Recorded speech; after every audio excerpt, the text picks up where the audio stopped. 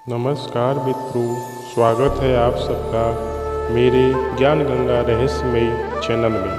दोस्तों, आज हम आप लोगों को बताने जा रहे हैं कि भगवान किसको मिलता है और किसको नहीं। उसकी ज्ञान के हिसाब से जो जानकारी भगवान श्री कृष्ण जी ने भगवत गीता में कही है और भगवान श्री रामचंद्र जी अपने भक्त सेवकों को दी है, उसी प्रकार से भगवान विष्णु जी ने भी दिया है। वहीं इस समय कल के भगवान ने भी वही ज्ञान बतलाया है। आज हम उसी विषय पर चर्चा करेंगे कि भगवान किसको मिलते हैं और किसको नहीं। तो मेरे चैनल में नए हैं तो चैनल को सब्सक्राइब करें, बेल आइकन ऑल पर प्रेस करें। दोस्तों, जीव में एक तो परमात्मा का चेतन अंश है और एक जड़ प्रकृति का अंश है। चेतन परमात्मा का अंश होने के कारण वह परमात्मा की इच्छा रखता है और जड़ अंश प्रकृति का होने के कारण सांसारिक इच्छा करता है।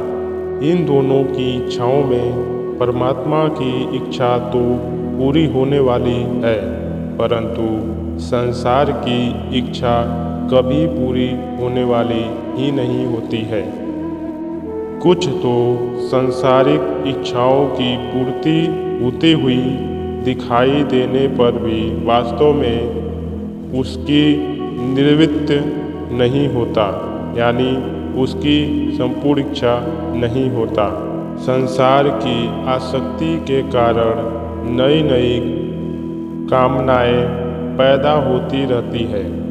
वास्तव में संसार की इच्छाओं की पूर्ति अर्थात संसार की वस्तुओं की प्राप्ति इच्छा के अधीन नहीं है। अर्थात संसार की कोई भी इच्छा पूरी होती है तो उसके पुनः एक इच्छा प्रकट हो जाती है।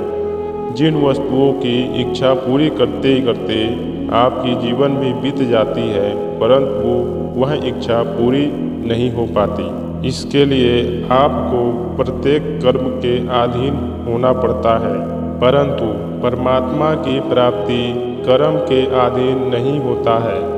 स्वयं की उत्कृष्ट जिज्ञासा और अभिलाषा परमात्मा की प्राप्ति हो जाती है।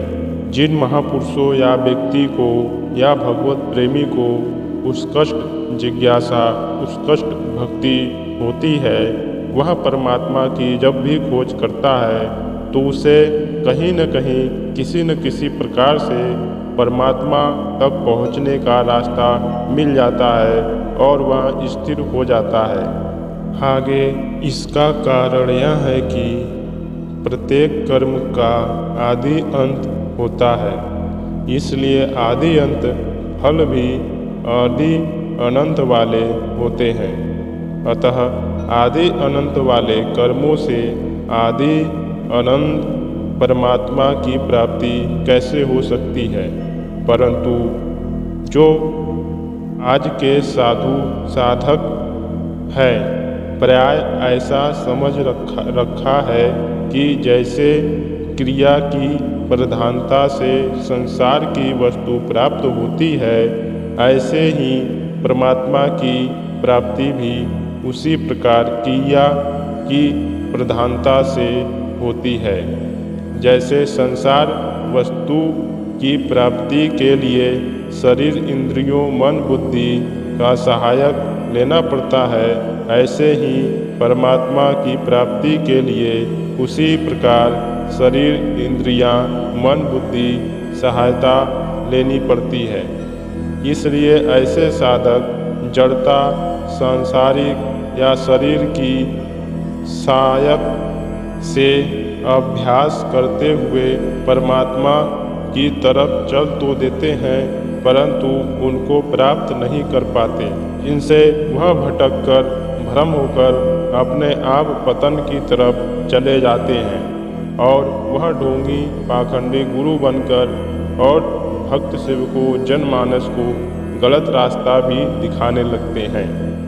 जैसे ध्यान योगी में संघर्ष काल तक अभ्यास करते करते अर्थात परमात्मा में चित्त को लगाते लगाते जब चित्त निरुद्ध हो जाता है तब उसमें सांसारिक कोई इच्छा न रहने से स्वयं जड़ होने के कारण परमात्मा ग्रहण न कर सकने से वह चित्त संसार से ऊपर हो जाता है।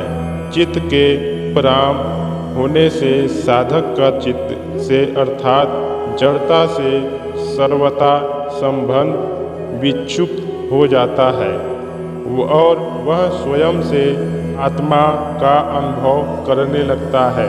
गीता के श्लोक 6वें अध्याय 20वां श्लोक। परंतु जो साधक आरंभ से ही परमात्मा के साथ अपना स्वयं सिद्ध नित्य संबंध मानकर और जाड़ता से अपना किंचित मात्र भी संबंध न मानकर साधना करता है उसका बहुत जल्दी और सुगम पूर्वक परमात्मा का अनुभव आत्मा का अनुभव होने लगता है। अनित्य आत्मा में स्थित होने लगता है तब उसको परमात्मा की इच्छा या परमात्मा की ओर जाने की प्राप्त करने की इच्छा हो जाती है। परंतु ऐसे साधक आत्मा तक पहुंचकर उन सिद्धियों को प्राप्त करने के बाद आगे नहीं बढ़ पाते हैं, तो ऐसे लोग उसी आत्मा को ही परमात्मा को घोषित करने लगते हैं। जो भी व्यक्ति साधना या साधक बनकर भगवान की प्राप्ति करता है वह सिर्फ अपने इंद्रियों को समेटकर सिर्फ आत्मज्योति तक पहुंच पाता है और आत्मज्योति को ही परमात्मा कहने लगता है, क्योंकि वह नित्य आत्मा में स्थित होकर परमात्मा की ओर जब तक नहीं देखेगा तब तक उसको उसकी प्राप्ति नहीं होगी। परंतु यह बात देखी गई है कि कोई भी व्यक्ति परमात्मा की सटीक जानकारी नहीं देता है। जैसे परमात्मा की संपूर्ण जानकारी स्थिति बताई गई है भगवत महापुराण से 12-12-66 श्लोक है। उसमें बताई गई है कि परमात्मा कैसा होता है और क्या होता है। उसमें परमात्मा के देश काल परिस्थितियों से बाहर और ब्रह्मा इंद्र शंकर भी उनकी स्तुति करना लेस मात्र भी नहीं जानते। यह वह उसमें वर्णन है। आप एक बार उस श्लोक को देखेंगे तो ऐसा लगेगा कि जब यही सब नहीं जानते तो धरती पर बड़े बड़े साधक कैसे उस परमात्मा को प्राप्त कर लेंगे।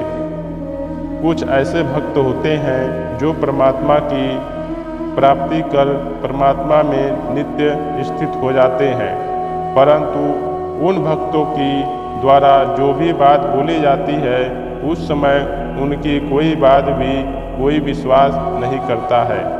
आगे चल के जब उनकी शरीर नहीं रहती है, जब वह परम धाम या भगवान के लोग जाते हैं, उसके बाद लोग उनकी बातों को समझ पाते हैं, तब तक बहुत देर हो जाती है। तो मित्रों, आज के लिए इतना ही। मिलते हैं दूसरी वीडियो में।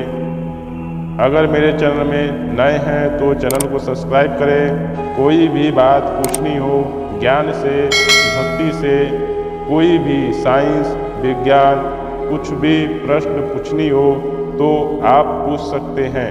कमेंट बॉक्स में आप कमेंट करें, चाहे वह किसी भी प्रकार का बात क्यों ना हो, चाहे आपके स्वयं के किसी परिवार का ही कोई मैटर क्यों ना हो, उसे भगवत गीता या हमारे सनातन धर्म के अनुसार जो भी बात बताई गई है उसके अनुसार आपको सुझाव या बात बताई जा सकती है और उससे आपका कल्याण ही होगा। तो दोस्तों, मिलते हैं दूसरी वीडियो में, तब तक के लिए जय श्री कृष्णा, जय श्री राधे।